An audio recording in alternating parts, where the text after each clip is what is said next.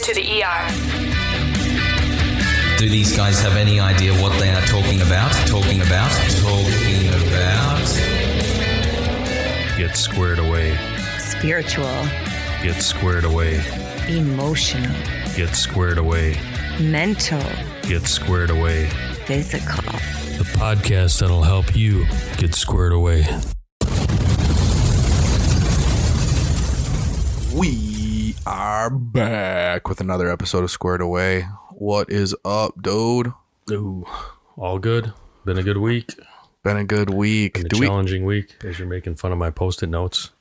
Yeah, we're sitting in here. I'm looking at the back of like a 27-inch monitor that legitimately looks like kind of a flower with the floral array of Post-it notes sticking out from the backside.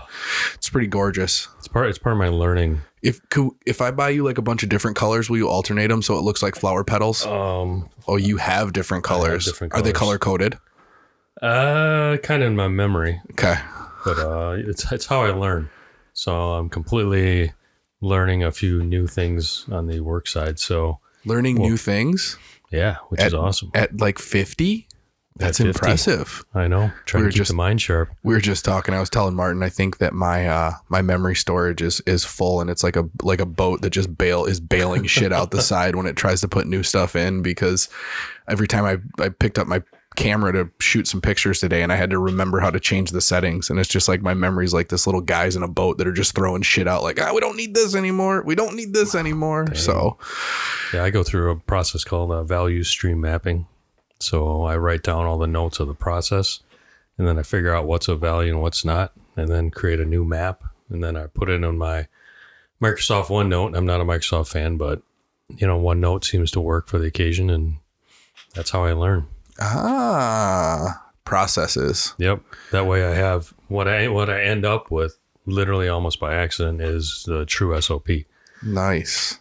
But it starts off with a bunch of Post-it notes and focusing on the process, not focusing on the outcome. Yep. As we futuristically talk about ego here in a little bit. But what else do we do we have anything that we need to talk about from this week with current events? $450,000 per family that was separated at the border during the 2016, 2017. That would just be in the if this current package passed. Yeah, there's a lot of shit in that package that's not being communicated. I don't even know. I would have to look it up, but any of these budget packages or any of this stuff that the government passes, I mean, we're talking thousands and thousands and thousands of pages of legal speak, right? Like that's how they write this shit. So for somebody to sit down, I mean, it would be weeks and weeks and weeks of your time to just kind of weed through it. And I guess, I mean, there's some sort of way to crowdsource that with, once you post it up, maybe all of your constituents have a little bit of say in, hey, look at this over here. This is concerning. Hey, look at this. But it's 2,400 pages though. Yeah. I don't know how one like congressman or Senate member, senator. Duh. See, bailing shit out the side. Is that a pronoun we can use? Senator. Yeah. Right. Would get through that shit. Yeah, they don't. That's why they put so much, clouding in it.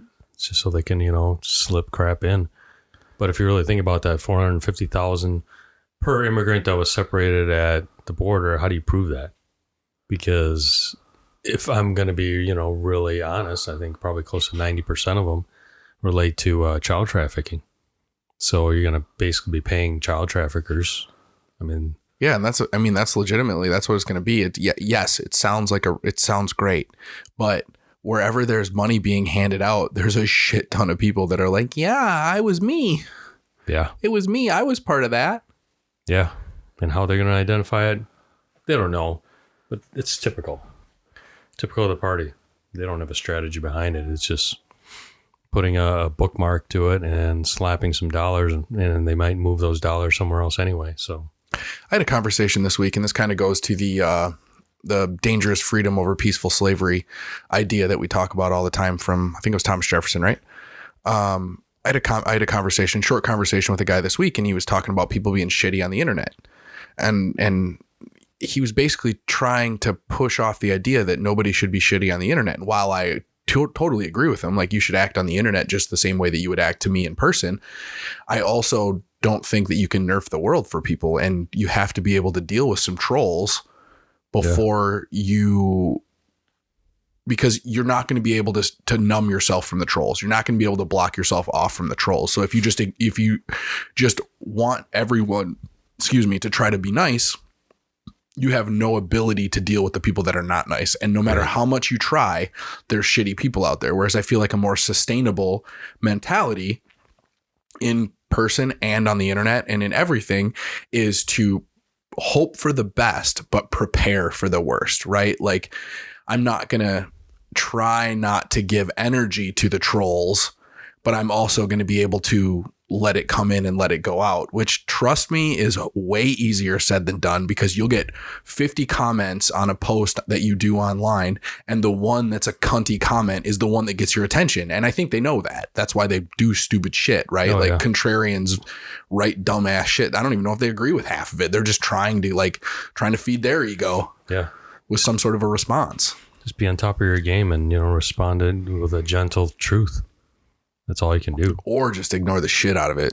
That's the best way to do it. But you can't just ignore it online or in person. You have to be able to ignore it in your head. And that's the part that takes the mental strength and the mental work. Yeah.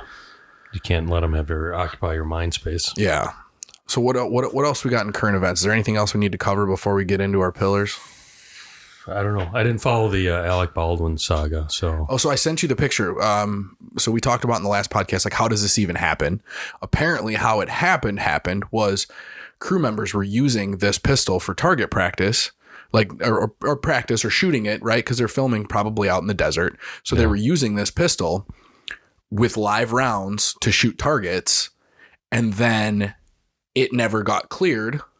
The person in charge of clearing the weapon and making sure that it is good for fire during production did not do her job. It had live rounds in it, and that's how this happened, which that you and I were in the last podcast. Everybody will hear, like, we had no idea, like, how did this happen? How did somebody get injured? Well, because it was being used as a regular gun. So why are they using a prop for target practice?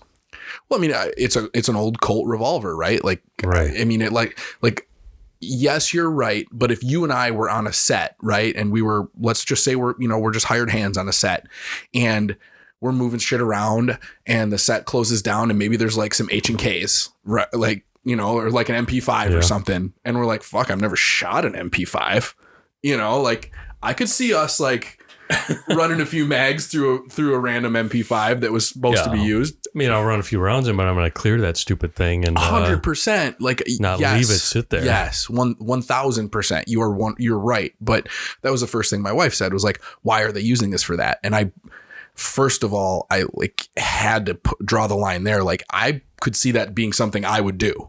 Like, if there was something there that I've never shot, like, I would want to shoot it, right? Like, I would want to experience it. Yeah. If you're out and there's like a Barrett, right? There's like a Barrett 50 cal, and you're like, well, yeah, duh, I'm going to shoot at some shit, and because I've only ever seen one once, It's hard for me to picture that, because I'd be walking up to it, but like, who the fuck left this out? Yeah. Yeah. Where's the case? Yeah. Yeah. Or maybe our job is hauling this shit around, and we're like, oh, we got this whole truck full of like awesome weaponry. Yeah, let's blow some shit up. But we're also like responsible gun owners. So the first thing you would do when you were done is clear it and make sure everything's good. Yeah. And this is why you should never listen to Hollywood for advice, because these assholes shouldn't have guns in the first place then. Because it sounds like they do not have the tactical ability to keep it safe. I don't think... Who was it? Somebody recently, I believe it was a philosopher, like a modern day philosopher. And I want to say Tolstoy, but he's not modern day. So it wasn't not him, but it was somebody, a philosopher talking about COVID and medical intervention and stuff like this.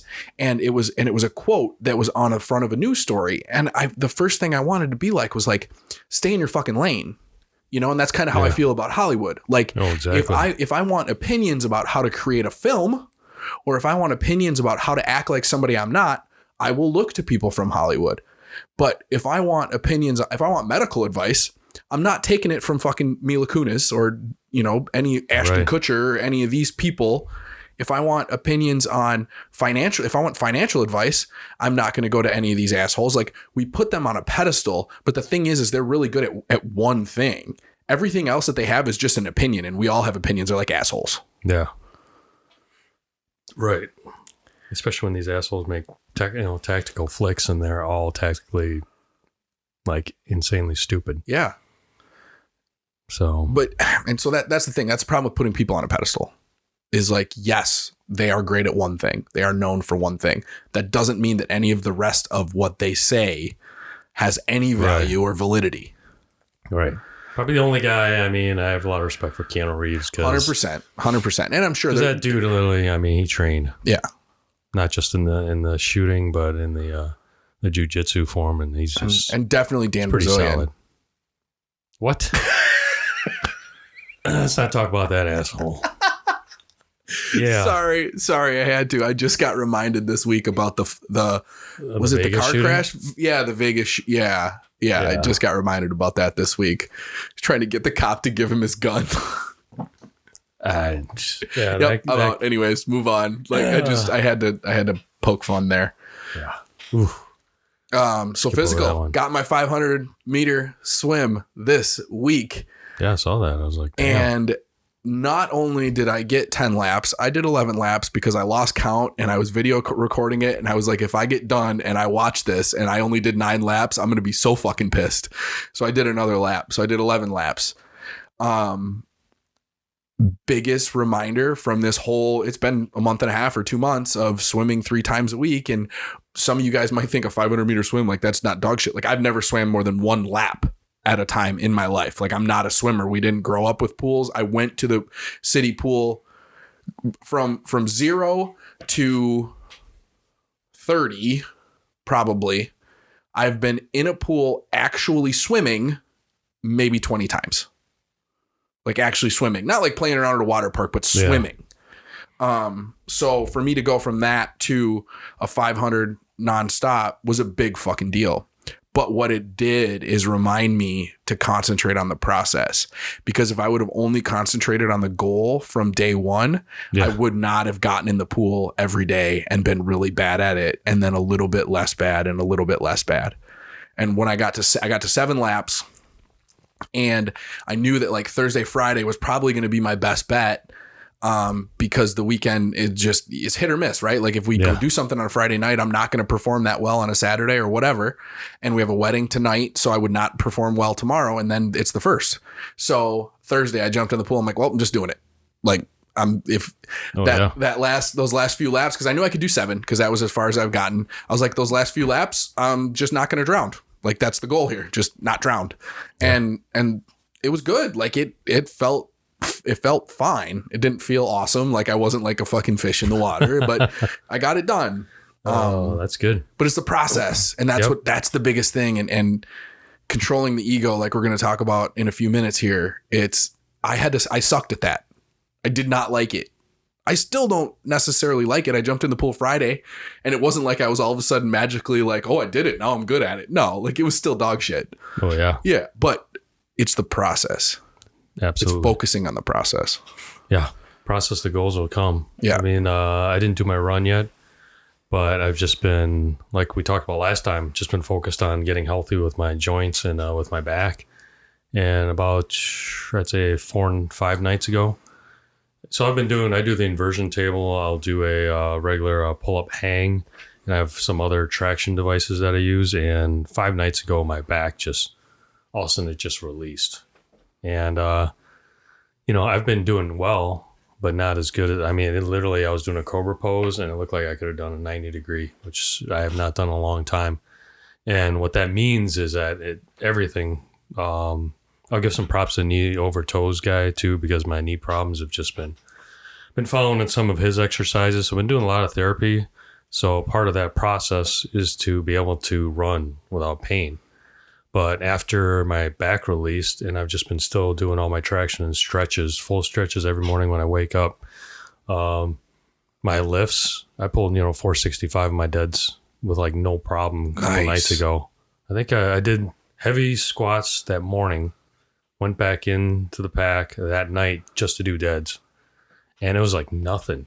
no shakes or nothing. That's glorious. But everything, all my lifts have just gone up because my back is, there's no restrictions on it. So I just, I did about 1.5 miles just to run, see how it's going to feel. So the mile, I'm sitting probably about 7:39 on that first mile. But it's like you said, I mean, I could probably just go out and run it right now. Yeah.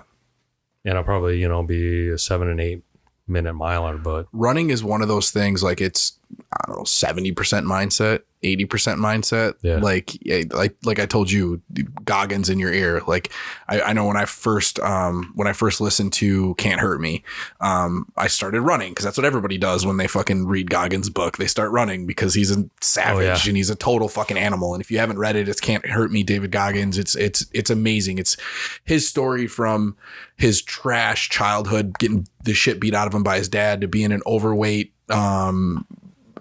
cockroach sprayer, to like finally one day, like, I'm going to be a Navy SEAL. And he had to lose 90 pounds in like 3 months. It's an insane story. But anyways, he was still pretty heavy when he was on the teams too. Yeah. So by the time he got out and was running, I mean, he was still, 265. bigger. So put that guy in my ear and I would run. And it was just like, I'm not a runner. I've never been a distance runner. And I was putting like 5 to 10 miles on multiple times a week. Now fucked me. Like within 2 weeks, I was in the worst pain and it took 2 months to go away. So like, work up to that shit. Don't just do it. What I'm trying to say here is, like, to do it once, totally mindset. We're doing this. Like, we're just going to do it. Yeah. That's how a lot of people psych themselves out. Yeah. You just think about it too much, but if you just do the process, you're going to get to the goal no matter what. Yep. So yeah, physically, I mean, I'm feeling probably the best I have in years. Nice. So, and part of it's stress too. Yeah, 100%, man. So, people don't understand, like, not to keep bringing it back to Goggins, but at the end of his book, he talks about he was in bad shape trying to run ultras and he couldn't compete and he had all these issues going on. And it was like, he's wound so fucking tight because of the human being that he is, that it was actually, it was showing itself in physical impairments. He was so tight. Everything was anxious in his body, even though mentally he was so strong, he could just ignore it. Yeah. You can't ignore things when your body just won't work. Oh yeah. Yeah. There's nothing, the feeling of being loose when you're addressing the bar. Like I said, squats have just been amazing. So I've been hitting 2 heavy squat days during the week and then doing a light just because my legs feel good. And recovering well, sleeping better. So awesome. Yeah, that's my physical. Oh yeah, we kind of covered physical and mental there. Physical. Yeah, we do always cover physical. Spiritual for me lacked, other than my meditation this week. I added another meditation in because I was kind of skipping my afternoon one so often that I do a morning and then I do like a late morning, and that's making it so that I'm still getting my 2 times a day in versus the afternoon. I just get busy and I would ignore it. It's a reminder that goes off my phone and I would just ignore.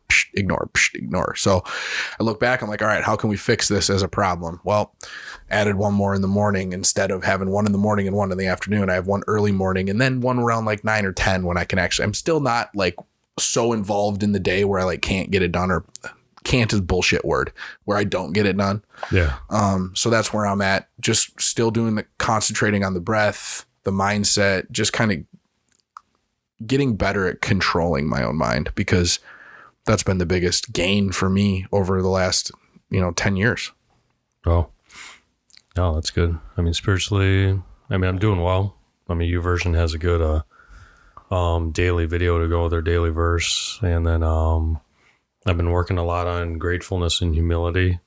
So when I pray in the morning, I've gotten on my knees, as it just gets your mind right, gets that, like we talk about ego, gets that ego out of the way, gets the requests out of the way, and you're just more grateful and thankful. And that's, how I spend my, morning prayer. And I have a new boss that pretty much is in the same line of thinking as far as, getting squared away spiritually and physically. I work with a company now that is like, it's physical. It's physical. That's what they do. Yeah. They're in fitness, and it's an industry that I just feel like, man, I feel perfect. I like it. It's challenging, but it's, yeah. I mean, stress is huge. My body just feels like a lot of that tension's gone. So, and my performance just feels really good for 50 plus, getting 50 year older. Yeah. I've been reading just a little bit at a time, but the meditations, the annotated version of Marcus Aurelius Meditations, which I've read through the meditations a few times. But the awesome thing about this is each part where there's something to add, the author has a little number, and then down below it's annotated, tells you about this person, tells you about what the idea, tells you about this part of Stoicism, stuff like this. Anyways, something you just said about your morning prayer made me think of Marcus Aurelius, who was probably one of the greatest emperors Rome has ever seen, talks almost religiously about holding yourself to a standard, but allowing other people to be human. And that kind of humbleness, right? Like that's a big deal. And I'm not great at that. I hold myself to a standard, but then I also don't let other people live their journey. I just kind of pass by them if they're not to a level that I guess is respective to me. And so that you said also reminds me of that he talks about. And that's something I drastically need to work on and improve. Yeah. Allowing people to be on their own journey, not expecting them to be at a certain level ever, not expecting them to even want to be on a level where you need them to be, or not need them to be. That's bullshit. But well, I mean, what you're saying, I mean, it hits me because I used to be like that a lot. It's like, man, why aren't these people in that process? Why aren't they bettering themselves? Should I just intervene? And it came to a point where it's kind of like what we talk about with fixed and growth mindset. You got to start identifying the people that are fixed mindset. And you know what? They may never get out of there. But the problem is, you're not, I put a post on Instagram this week by Dougie, Doug the Indian dude, whatever he wants to call himself. So it talks about, moving forward and moving backwards. If you're moving forward and somebody's moving backwards, the only way for you to go down and try to bring them to move forward is for you to go backwards to do that. And you can't do that. I mean, it'll cause you stress, and you're just trying to force somebody to do something, they may not want to do, they may not be ready to do, or just not have the capacity and ability to do that. I don't know. It's just. So I'm gonna work on that more. Letting people live their journey and not expecting them to even want to be at a level that I expect. I guess that's expectation is a bullshit word. That's my ego. What happens when you meet somebody? That's my ego speaking. That's my ego speaking. Like they need to be on some specific level. They're on their own journey. They don't need to be on any level. As long as it's not affecting me, why the fuck should I care? Yeah.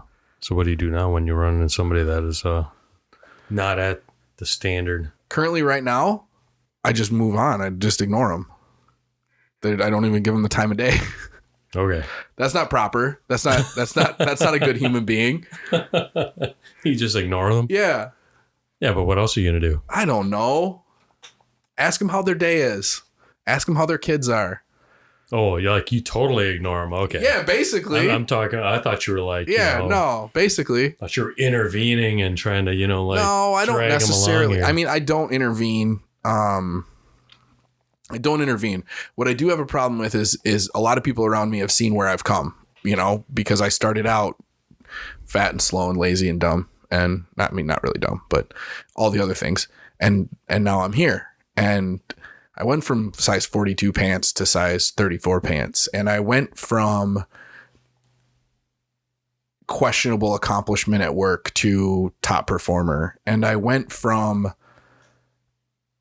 a dumb idiot to, stuffing my brain with knowledge as much as I can to the point that shit is squeaking out. So like that right there, you earn the respect of people, and then they come to you and they want you to help them. Where I'm at now currently is I need to get better at allowing them to help themselves, along with maybe some few pointers from me, versus like, all right, you need to do this, and this in this order, and you can't do this and you can't do this. Like, step back from that and just be more of the sage, more of the stoic sage. Like, oh, maybe you could do this a little bit better. Yeah. And then find what's your next goal? What's your next accomplishment going to be? So, I think that's what we got to talk about today is with the ego. Yeah, let's dive into this. We're at 24 minutes anyways. I guess there's a lot of different definitions of ego. And that's one of the first things is like, I know I was at the risk of sounding super gay. I was sitting in a hot tub with a dude. That sounds super gay. Bill, who you know. Oh. And did you give him a courtesy reach around? Yeah, no, definitely not. But we were talking and he mentioned something. And I was like, oh, well, that's the ego. And he's like, no, he's not. The guy's not really egotistical. And so I had to explain to him more of what the ego is, not egotistical, but the ego. And he's like, oh, I've never heard anybody explain it like that. So let's I'm going to get into the definition of the ego as far as I see it and as far as I come across ego. And this comes a lot from the book, like we talked about this morning at the gym, Ryan Holiday's book, The Ego is the Enemy. This comes from a lot of Stoicism ideas of the ego, some great TED Talks, which I'll try to link about the ego. But first, what is not the ego that I'm talking about? The modern psychological definition is dangerously focused on oneself with no regard to anyone else. That is egotistical. That is someone that is an egoist or has a very large ego. That's someone that's out of balance, but the ego is not that. Freud, who is one of the originators of psychology, used the analogies to define the ego. The ego is the rider of a horse with our unconscious drives representing the animal and our ego trying to steer the animal, our ego trying to drive our unconscious urges. While that kind of works, it doesn't necessarily explain the ego as to what it is to us as a whole. A looser, more applicable definition is an unhealthy belief in our own importance or the petulant child inside of us needing to be better than, more than, or recognized more than anyone else. And that is an unbalanced ego. The ego is basically you, right? The ego is what you consider yourself. It's the conscious combined with the subconscious. It's your thoughts, it's your emotions, it's your beliefs, it's your take on reality. It's everything. The ego really is the part of you that focuses on the being, the what you are. I want to be a writer. I want to be physically fit. I want to be attractive. I want to be smart. The ego is the focusing on the be, whereas the lack of ego or the ego in check focuses on the do. I want to write. I want to work out. I want to eat healthy. I want to learn things. And while that seems like such a negligible difference, the brain really is binary. It can think in one way or another way. It can't really think in both of those ways at the same time. So if you do not have control of the ego and you are focusing on the do, you are not focusing on the be. And a really, really good example of this is the professional athlete that we know is amazing, right? Like, let's say a one-on-one sport, like a one-on-one sport, gymnastics, boxing, right? Boxing, boxing or fighting. Yeah. So the person that we know is amazing. They've gone through the training, years and years and years of training. They're physically fit. They know what they need to do, but then they fall apart upon competition. That is the ego, because the ego is so focused on the being. They're so focused on the being the winner that they forget, or they are unable to focus on the process. They're unable to focus on the jab, jab, cross. Jab, jab, cross, footwork while we're doing it, breathe, jab, jab, cross. Whereas the person in control of their ego and focusing on the do ignores the outcome and is focusing on the steps that they know. And the thing is that's the same person. And that person can function for 5 fights in a row as a doer. And they're focusing on the steps and their jab, jab, cross, takedown, whatever. Yeah. But the minute that their brain ignores the doing and starts to worry about the being, they start worrying about being the winner, is when they lose that focus. And that's the best description that I have of the difference between the two ways the mind can go. Yeah. No, I totally agree with that, because I mean, it's any sport, anything that you do in life, special forces as well. I mean, your standard military going into, when you get into the theater or into the battlefield, when you're off, you're training and train. And the reason that they train so much is so that when you get to the battlefield, it's just muscle memory, right? You're executing what you've learned and what you've trained. When you're in a battle, you don't go into battle thinking, oh, I'm going to go in and win. I'm going to go in and John Wick everybody. You go in and basically you move to the training that, your muscle memory is executing. So, that's how you win wars. That's how you win battles. So same thing with boxing, same thing with football. Somebody's got to kick a field goal. If the field goal kicker starts thinking that, I got to win the game, 9 out of 10 times what happens? They miss the field goal. But when they just, I always like watching the field goal kickers, they just kind of walk through the practice kick, and they got everything lined up and measuring it, real tight. Boom, then they kick it through. So it's just, exactly what you're saying. I think when I was putting together my notes, and my notes are kind of a scattered mess today, guys. So usually I put together my notes and then I organize them. I did not organize them. So we might bounce around 30 different places here. But I like to think of the ego as water. Water is imperative for life. We have to have water. Upwards of 60 to 75% of our body weight, depending, is water. Water, when harnessed, can create enough energy to power a giant city. Water, when focused and pressurized, can cut through steel. But water out of control, like a typhoon, wave, what do they call the big ass waves? When there's an earthquake, tsunami can destroy an entire island. That's water out of control. Water in your lungs will kill you. That's what the ego is like. The ego in control, having unadulterated knowledge of who you are, what you are doing, and having that shit in control is amazing. You will focus on the task at hand. You will learn to get better at whatever you want to get better at.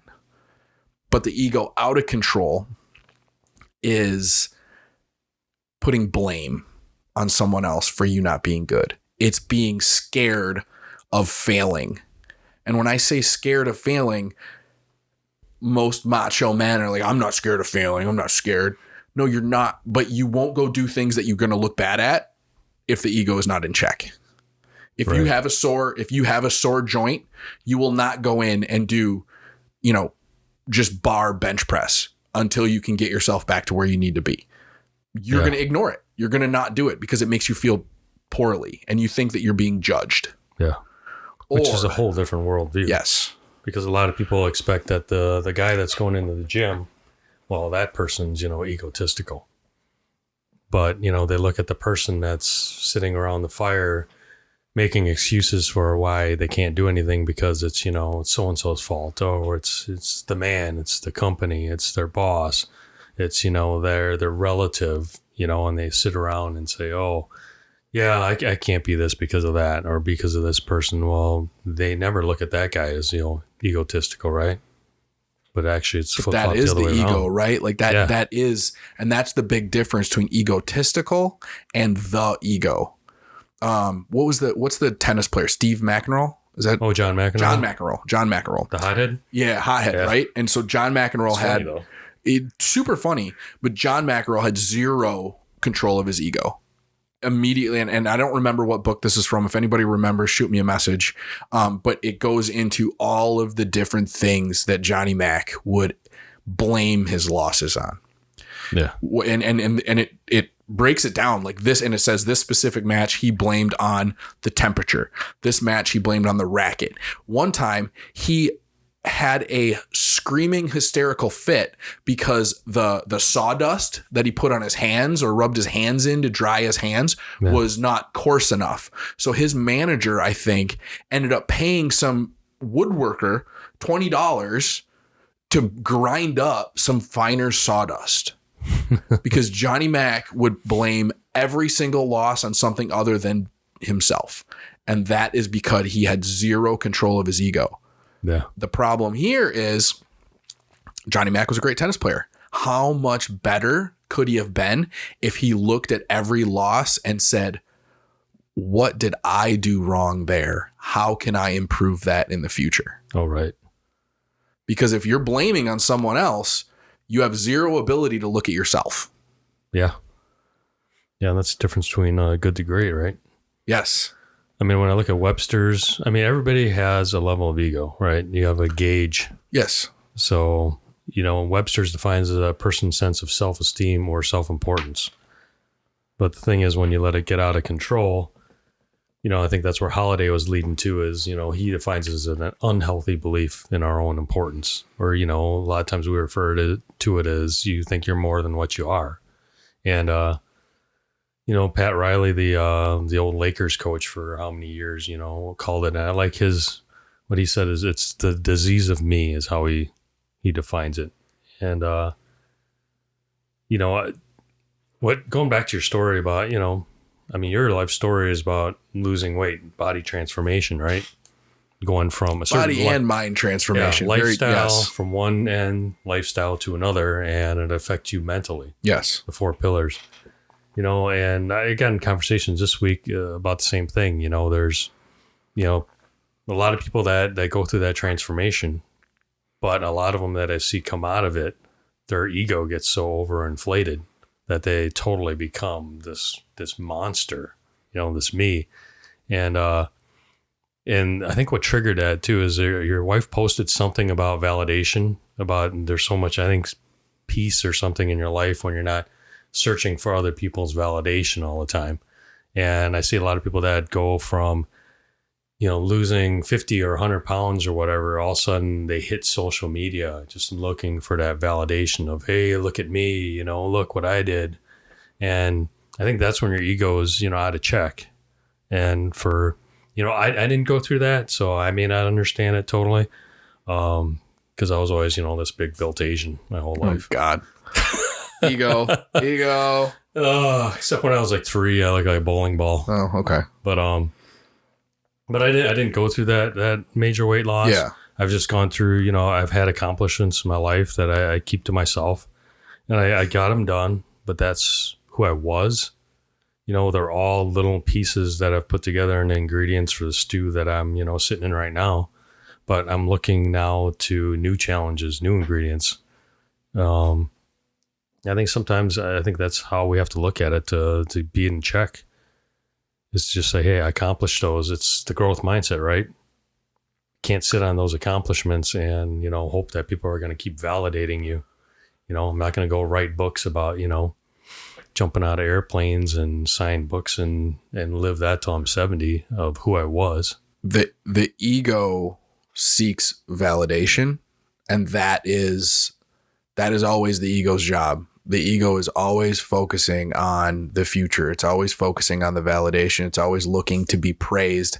And like any human trait, it is looking for the most return on the least investment.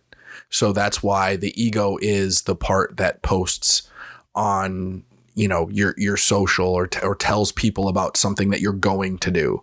I'm going to do this. I'm going to run this marathon. I'm going to write this book. I'm going to accomplish this thing. Why would you put that out there? Well, it's the ego looking for the validation without putting in the work to run the marathon, without sitting down for 10 months and writing the book, without making the video, without doing the podcast recording every week, an hour and a half a week. The ego is looking for the most positive benefit, right? The positive brain chemicals, right. The serotonin, the epinephrine, the dopamine. I mean, that's the drug. It doesn't matter what drug it is. You want to talk about heroin, you want to talk about likes on your social media feed. They all manifest themselves as the same spikes in our brain. Orgasms, same thing. Ice cream, same thing. Our brain only knows brain chemicals. We learn what causes those brain chemicals, but it only knows brain chemicals. And our ego is searching for those brain chemicals. And it searches for those brain chemicals, the biggest return on its investment. And the biggest return on its investment is social media. It is the way that we do it now. Yes, is social media. Prior to social media, used to do that. Prior to social media, it was the same thing. I'm going to do this. It was bragging. It was talking, right? But now it's like, it's done. No. But now it's just, it's the bragging on exponential steroids. Because if you, and the thing is it like we talked, or I guess this wasn't you with you. This was with Bill at the gym this morning, is you're not doing this on purpose. That's what people don't understand. It's like politics. 99% of politicians don't get into politics to be bad people. They don't get into politics to hurt people. They get into politics for positive reasons, to try to help. Until after about 40 years. But they get damaged. Yeah. And that's what the ego is. The ego is damaged. The ego has now, let's say 20 years ago, before social media, you would tell 10, and I'm not saying you specifically, but a person would tell 10 people, I'm going to run this marathon, or I'm going to write this book, or I am going to lose 50 pounds. And they would get validation from 10 people. Now, one input versus 10 inputs, and you can get validation from 50 people or 100 people or 1,000 people. And I remember asking Aubrey Marcus one time how he dealt with the ego, because he's putting himself out there in a public way and posting everything that not everything that he does, but a lot of what he does in a public way, which seems very much from the outside as not in control of the ego. But he preaches the control of the ego. So I was trying to wrestle with this, and his answer to me was, I do it not for my own validation, but to try to inspire people to find their own path. And I like that, but I'm still not completely convinced. Yeah. It's still not completely convinced. Because, I mean, I've told people, it's like, so why do you post that? And then they're like, well, so I can help people. But then when I look at the post, it's like, I don't know if that's helping people, or you just have this urge to, put yourself out there for validation. Yeah. So I think that's super gray. And that's the weird guru timeline that we live in right now. Like, we live in a point where you don't have to actually be accomplished at anything, or have a knowledge base, or be an extremely successful person in whatever you're talking about, right? Like, you could start a Facebook and Instagram page, call it Investopedia. You could, if you had money, take and put a bunch of money into your TD Ameritrade account, right? Because I see this all the time. Yeah. Your TD, if you look at, and if you guys, total fucking offshoot here, but if you're on TD Ameritrade, your balance chart that it shows you that all of these fucking investment accounts post, that doesn't know whether you gained that money or just deposited it. It just shows it. Right. So if you put $1,000 a day into your account and you had $50,000 at the end of the year, it would look as though you gained $50,000 throughout the year, but you could have never invested that. But yeah. All right. So let's say you have $250,000 you got from daddy, right? And you slowly put this money into your account. You don't actually need to make any profit. You just need to post about being profitable. Oh, and you need to post about candlesticks. You need to post about all these different investment ideas that you're just getting from someone else. And you're getting the validation. The ego is getting fed. You are becoming the quote unquote guru to a certain amount of people without ever becoming successful at the fucking thing. I know, but what do you get out of it? Dopamine? Everything, all of the happy chemicals. You become. So you're no better than a junkie then. No, 100%. But you become the leader. You become the leader of that little tribe. Yeah, I mean, my sidebar here is I try to have conversations with people that spend so much time and investment in trying to get validation, and unfortunately, it's online, right? They want likes. They want, I don't know what it is. But the problem is, I'm like, okay, how much of that time do you spend creating a side hustle, right? Who is it? Elon Musk. I have in my head that you always should have a side hustle that should be bringing in, close to $1,000. That's what you should be working on, because that's going to be investment. That's going to be something tangible that you can get as a return. You're not getting anything from Instagram with, 50 to 1,000 people liking a post, right? Oh, no, you do. 1,000? 1,000 likes. So it okay, all 999. No. Likes.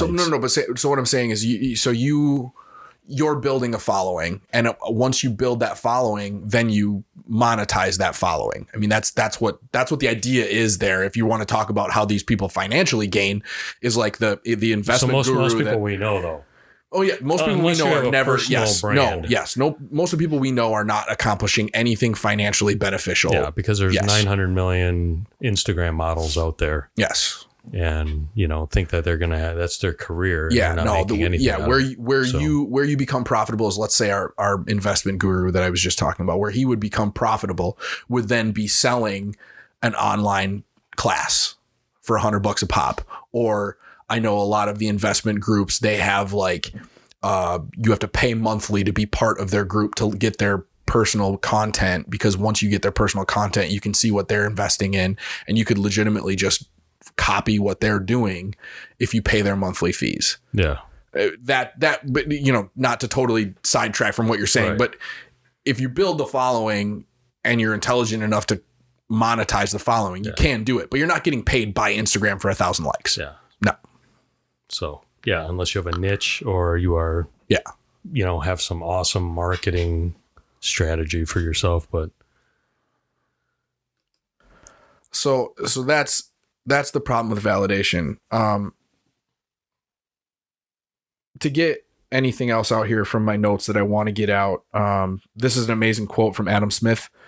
He is a bold surgeon, they say, whose hand does not tremble when he performs an operation upon his own person.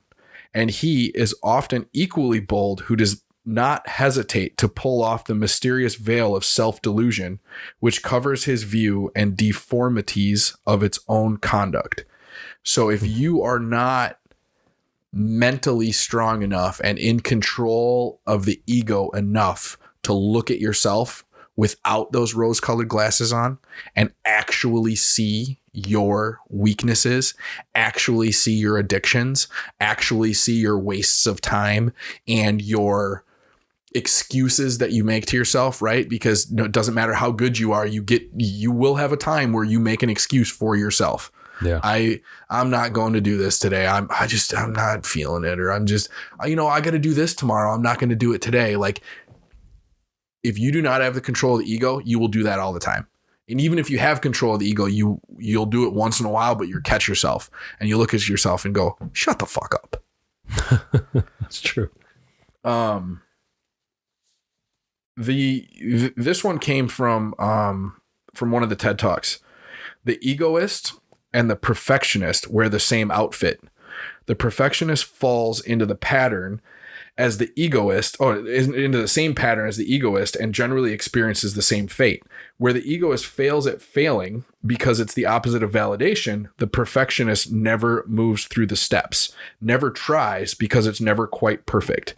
Being a perfectionist may actually be more damaging because of the false god of perfection is a beautiful cloak. So what that means is, like, if you are failing at failing, right? You're not even failing because you're too fucking scared to look bad at doing something. That's an ego. That's an ego. That looks bad. I can look at you and say, you know what? You're not trying that because you're afraid of looking bad. You never do leg day, and that's why you're weak, and you don't want to just squat the bar to build up your strength in your legs and your core to then be able to squat more someday. You don't want to start reading because you're not good at it, right? Like that's easy for me to point out and say like, and if you're a good friend of mine and I feel like it'll benefit you, I'm not just going to fucking walk up to somebody and say that, but that's something that's easy for me to point out. And once the light is shined on it, it's easy for you to see. The perfectionism is harder because it's really easier for you to use that as an excuse not to move forward. Right. And it's hard for me to say it's bad to be perfect, right? Because perfect is a word. Perfect is a positive word. Perfect is a great word. We almost need another word in the English language for so perfect that you're not getting anything fucking done. Yeah. Because it needs to be a negative word. Or there needs to be, maybe in like how there's male and female context in Spanish, there needs to be like positive and negative context to words. Yeah. No, the only thing I think of is the phrase paralysis by analysis. Paralysis by analysis, 100%. That's a great one. I think going back is, I think you hit it on the head. Everybody's got an ego, but people have to learn how to manage it. And that's the biggest thing. I know Holiday mentions it in his book, but also the Ken Shamrock, the plus, minus, and equal. I don't know what you want to call it. His theory on it. Yeah. There's 3 ways to manage it. Is the equal sign means that's your peer group or a competitor or somebody that always challenges you to grow so that you're not always staying in the same spot. Somebody that keeps you focused and keeps you fighting for that to keep that process moving. The plus is the thing that success tends to drive somebody's ego to be that big fish in a little pond, right? But you always have that mentor, that's your plus, who kind of keeps you down, kind of keeps you humble. A mentor who's accomplished more and helps you kind of put the big fish perspective back to the little fish in the big lake, so you're always fighting. The minus is be a mentor to somebody else, or writing your lessons to, little kids, or, having a daily blog that, helps other people. So something that doesn't get you validation back, right?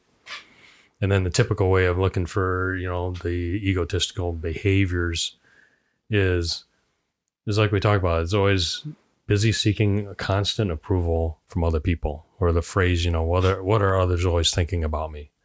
And you see that in social media, social occasions when they're, going out places. Or my favorite was, you're going to a wedding and, you're going with a gal that, is so obsessed with, what they're going to wear to the wedding that it overshadows what the bride's going to wear. It's like, hey, guess what? The 300 other people don't remember that you wore that dress about 1.5 years ago. I understand maybe that's a female mentality thing that I totally insensitive to. But, for me, when I go to somebody's wedding, like you're going to a wedding this afternoon, I'm there to support the bride and the groom. I'm there to look at the, bride and the groom, and it's their day. So if I'm wearing, we all should be wearing Carhartts, right? Like we all should be wearing coveralls, like mechanics coveralls, and they should wear the beautiful outfits. Shine, yeah. Then it's not the me, it's not the disease of me thing. What you talked about too, talking about doing things versus somebody that just does them. Right here, like this is one I wanted to get to, and it's the talk. And this is, I think this is from Ryan Holiday, but it talks about the brain mistakes talk for work. It thinks that talking about something is the same as doing something. Oh man, I know a lot of those.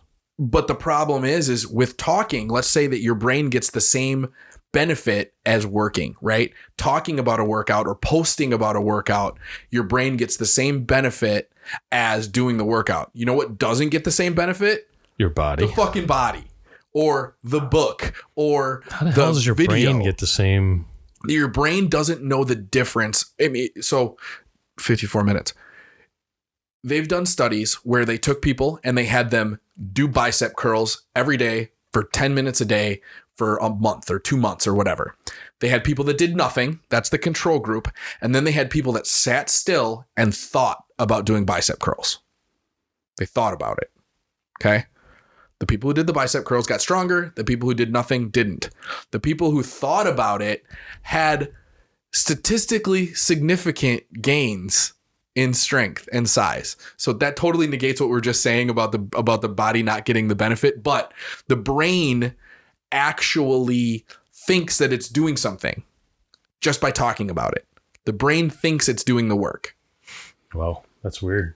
I'm gonna have to look that up. Yeah. So but the problem there is when you're talking, talk, nothing is getting done. Right. Biggest thing that makes me think here is the people that have to post a picture every time they go to the gym. Or people that A lot of that now. Or people that what is the thing on fucking Facebook where you like mark in that you're somewhere? Check-in. Who gives a fuck? I don't give a shit. Right? Yeah. Like, who cares? I don't care. Yeah. They want you to know so they can be validated. Right? Validation seeking. Yeah. Stickers. I voted. Oh, I'm vaccinated. My dog is smarter than your third grader. Whatever. Stickers. Validation seeking. Yeah. Oh man, that list is long. That list is very long. A couple of the behaviors. Think one is entitled to success after some success. Yeah. It's kind of like I scored that high school touchdown and now I should just be like good at everything else. Yeah. Another one that I have towards the end of my notes here is the gear. Worrying about the quality and quantity of the gear rather than worrying about being competent with it. Oh, and I told you this last time when we were talking about little kids, right? We were talking about little kids in sports. I was that kid. You were? I was that kid. I needed if I didn't have the best hockey skates, it was going to slow me down, right? Like, no, your fat ass and not running outside slowed you down. Like I didn't have all the best shit because we didn't have that kind of money, but I wanted it. And I always wanted it. Like I went out and bought a guitar and I had to have the guitar and the amp and picks and I had to have all this stuff, right? I never learned to play the fucking guitar. Like bought a bow, had to have everything. Luckily I went back to sold it. Never shot. Sold it. Thank God I went back because now I love archery. Yeah. But I didn't go back. Money is not a problem. Like we're not rich, but we're not poor. If I wanted to buy a gorgeous Hoyt or a Matthews bow, I could, but I didn't. I bought a clearance bear, and guess what?